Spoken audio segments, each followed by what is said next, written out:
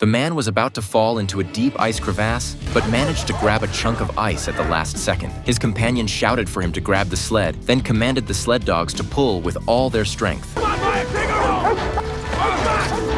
Thankfully, they pulled him to safety, but they couldn't stop. Just earlier, the scientist had been invited to Antarctica's Mount Melbourne to search for meteorites. This time of year was extremely dangerous in Antarctica, and the icy terrain made it impossible for vehicles to reach the site. The only way was by sled. Jerry was a seasoned guide, responsible for exploring uncharted regions. He knew how treacherous the route would be, but he couldn't disobey orders, so he led his entire team on the expedition. Before setting off, Jerry proudly introduced the scientist to his team. 8 powerful sled dogs, each well-trained and in peak condition. They could pull 2 grown men and a fully loaded sled while still keeping a good pace. Jerry stood at the back of the sled to steer while the scientist sat and shouted with excitement. The dogs raced at full speed, quickly covering half the distance to their destination. To distribute weight more safely, Jerry ordered the team to spread into a fan formation. They climbed towering snowy peaks and crossed vast open plains. The fan formation slowed them down but made the journey safer and more stable. Jerry knew his dogs as well as he knew the icy wilderness itself. After crossing the open ice, they reached the glaciers. Jerry quickly shouted for the dogs to stop. The ground here looked solid but hid massive cracks beneath the surface. One wrong step could mean death. Jerry had the scientist hold the sled steady while he went ahead with a long pole, probing for weak spots.